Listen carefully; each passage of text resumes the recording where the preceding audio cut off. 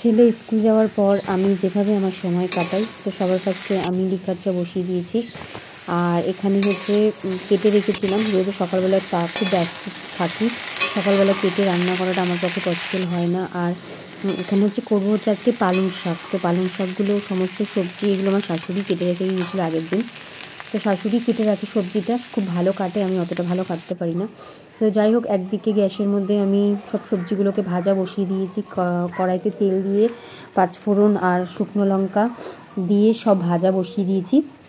আর ততক্ষণ আমি ঘরটা মোছার জন্য ওই ঘরে চলে গেছি, কেননা কাজগুলো আমাকে সময়ের মধ্যেই সারতে হয়। মানে সকালবেলা ছেলে বেরিয়ে যাওয়ার পরে আমার হাতে 2 ঘন্টা 2.5 ঘন্টা থাকে, সেই সময়ের মধ্যে আমি যতটা পারি চেষ্টা করি যাতে আমি সমস্ত কাজগুলো আর করে রেখে বাইরে যেতে পারি। আর সবথেকে সত্যি কথা বলতে গেলে আমার একটা খুব বাজে অভ্যাস যে আমি বাসি ঘরে, হ্যাঁ সকালবেলা আমার ছেলে বাসি ঘর দিয়ে যায়, কিছু করার নেই, অত সকালবেলা ছেলেকে তৈরি করব না, ঘর পরিষ্কার করব, ঘর মুছবো।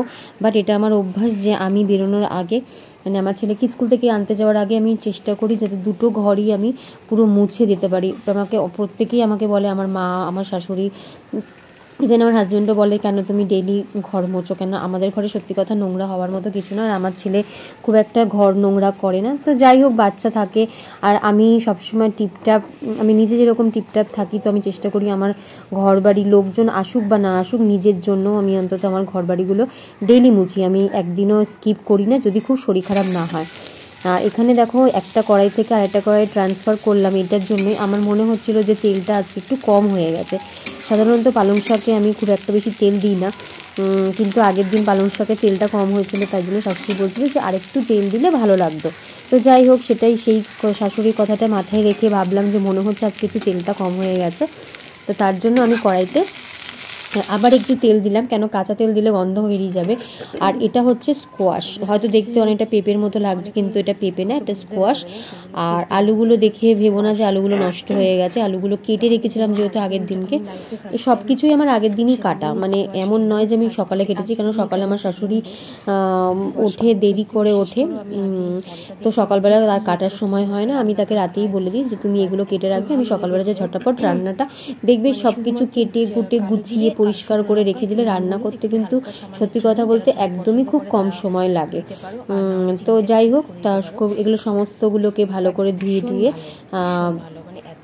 একটা বাটিতে তুলে নিলাম। আর এটা রান্না করা খুবই ইজি, একদম পেঁপের তরকারি যেরকম রান্না করো সবাই, তো সেরকমই করতে পারো। আমি সত্যি কথা বলতে আমি মানে এই নিয়ে মনে হয় ফার্স্ট টাইম মনে হয় আমি স্কোয়াশ খেয়েছি। স্কোয়াশটা আমি বাজারে প্রচুরবার দেখেছি, স্কোয়াশ ভাবে যে কীরকম খেতে হবে, টেস্ট কীরকম, মানে যতক্ষণ না নিজে সেটাকে ভালোভাবে রান্না করি, নিজের না খাওয়া যায় সত্যি বলতে কোনো সময় বোঝা যায় না যে তার টেস্টটা কীরকম হবে। তো যাই হোক, সত্যি বলতে দারুণ খেতে ছিল, দারুণ খেতে লাগছিল। আর তুমি রুটি, মানে তোমরা রুটি দিয়ে ভাত দিয়ে মানে একদম দারুণ লাগবে। মানে যারা এখনও পর্যন্ত ভাবছো যে কেমন খেতে হবে, বা হয়তো অনেকে ভাবছো ট্রাই করবো এখনও ট্রাই করে উঠতে পারো না, তারা অবশ্যই ট্রাই করে দেখো, সত্যি কথা বলতে খুবই ভালো লাগবে।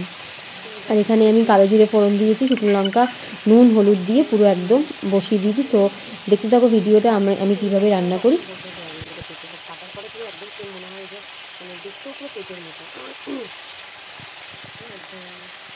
জানি না কেমন কি রান্না হবে, আগের দিনে তেলটা কিছু করেছিল, তো এটা হচ্ছে।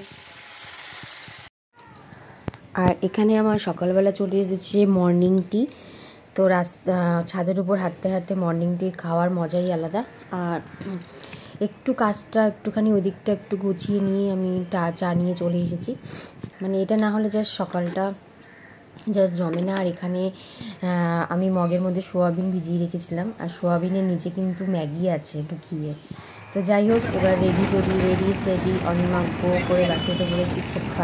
তোমরা ভাবছো এত তাড়াতাড়ি বাস যাচ্ছে? না না, বাস এত তাড়াতাড়ি যাচ্ছে না, আমি ফাস্ট ফরওয়ার্ড করে নিয়েছি। বাস যেভাবে যাচ্ছে সেভাবে যদি তোমাদের সামনে শো করি তাহলে ভিডিও প্রচুর লেন্থি হয়ে যাবে। মানে এটা বাস তো না, সাইকেলে যাচ্ছি, মানে বাসে উঠেছি কিন্তু যাচ্ছি সাইকেলে। তো যাই হোক, এবার দেখো তাড়াতাড়ি করতে এবার ছেলে স্কুলের সামনে চলে এসেছি। আর ছেলেকে স্কুল থেকে আনতে যাচ্ছি। আর এখানে দেখো রাস্তায় হাঁটতে প্রত্যেক দিন এই এক রাস্তা ধরে ডেলি আমাকে যেতে হয়। হয় গান শুনতে শুনতে যাই, নাহলে ভিডিও করতে করতে যাই। তো এখানে আমি ছেলের জন্য গ্রিটিংস কার্ড নেব। গ্রিটিংস কার্ড ভাবলেই সেই নিজের ছোটোবেলার কথা মনে পড়ে যায়। স্কুল লাইফে এটার একটা প্রচণ্ড মানে ডিসেম্বর মাসের শেষ দিক থেকে দোকানে ভিড় হয়ে যেত এই গ্রিটিংস কার্ড কেনার জন্য। যাই হোক এখন ওখানে উঠেই গেছে, তাও আমার ছেলের দৌলতে আমাকে কিছুটা কিনতে হয়। তো দেখো আজকে 3খানায় নিয়ে নিলাম। আর আমি যেহেতু শ্যাম্পু করে গেছিলাম সকালবেলা, তো চুলটা ভিজেছিল বলে স্কুলের ভিতরে গিয়ে এবার চুলটা ছেড়ে দিলাম। এদিকে বন্ধু বান্ধবরা সবাই ওদিকে কথা বলছে, ওদের সাথে একটু কথা বলছে, সবাই এত বকর বকর করছে যে যদি কথা বলতে চাই তাহলে কিছুই শুনতে পারবে না। যাই হোক এবার রাস্তায় চলে এসেছি। রাস্তায় ছেলে ওদিকেই আছে, আর এখানে ছেলের সাথে একটু ভিডিও করে নিলাম। ভিডিও করতে হচ্ছে, ছেলে একটা কি কথা বলছিল, বক বক করেই যাচ্ছিল। যাই হোক ওকেও একটু ভিডিওতে টেনে নিয়েছি। তো এইভাবেই চলে সারাদিন আমাদের, কোনো সময় বকা, কোনো সময় ভালোবাসা, এই নিয়েই মা ছেলের সংসার চলছে। আর আমার ছেলে একটুখানি খুব মানে সব, আর এখানে দেখো নিচে কিছু একটা ডাকছিল, তার জন্য এসে মনে পড়ছে না। আর এখানে আমার ছেলে নিজের স্কুল থেকে এসে টিফিন খাবে কি, তাই জন্য নিজের টিফিনও নিজেই বানাতে চাইছিল। তো যাই হোক বাচ্চা মানুষ, আমি এখন ওকে গ্যাসের কাছে যেতে দিই না, খুব ভয় লাগে। বাট এক এক সময় ও খুব বায়না করে যে মা আমি নিজে করব, তো তখন আমি ওকে সাইডে দাঁড়িয়ে থাকি। তো তোমরা ভেবো না আমি ওর কাছে একাই ছেড়ে দিয়ে আমি চলে যাই, বাট আমি সামনে দাঁড়িয়ে থাকি। তো ওর টিফিনটাও ও নিয়ে ঘরে চলে গেছে। আর এখানে দেখো সোয়াবিনের তরকারি, স্কোয়াশ আর হচ্ছে কি যেন পালং শাক করে রেখেছিলাম। আর এখানে হাজব্যান্ড বিস্কুট এনেছিল, সেই বিস্কুটটা মানে বিস্কুটটা যে কৌটো রাখবো সেটা সময়ও পেরে উঠছি না। তো ছেলের পরীক্ষার এতটাই প্রেশার, দারুণ লাগে বিস্কুটটা। আর বাচ্চা মানুষ যেহেতু সবসময় পড়তে থাকলেও পড়তে বসে না। আর এখানে করে নিচ্ছি আমি আবার চা, তো চা দিয়ে বিস্কুট দিয়েও খাওয়া হয়ে গেল। আর একটা বিস্কুটের কৌটোর মধ্যে কিছুটা তোমার নিমকি পড়েছিল, তো নিমকিগুলো এতটাই টেস্ট, তো এই কটাই পড়েছিল আমার জন্য। তো এই নিয়েই চললো, এই নিয়ে যে চা বিস্কুট আর নিমকি খেয়ে নিচ্ছি। এই হচ্ছে স্কুল থেকে এসে আমার টিফিন। তো যাই হোক এক একদিন টিফিন করার টাইমও পাই না, সত্যি কথা বলতে।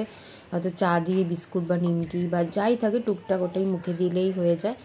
আর সমস্ত কাজকর্ম করা হয়ে গেছে। কাজকর্ম করা হয়ে যাওয়ার পরে যেহেতু সকালে স্নান করে নিয়েছিলাম, তো স্নান করার কোনো হেডেক ছিল না। আর এদিকে ছেলেকেও খাইয়ে দিচ্ছি আর আমিও খেয়ে নিচ্ছি। আর দেখো পর্দাটা দিয়ে দিলাম, কেন ঘরে রোদ আসছিলো, কিছু দেখা যাচ্ছিলো না, আর ওই জন্য।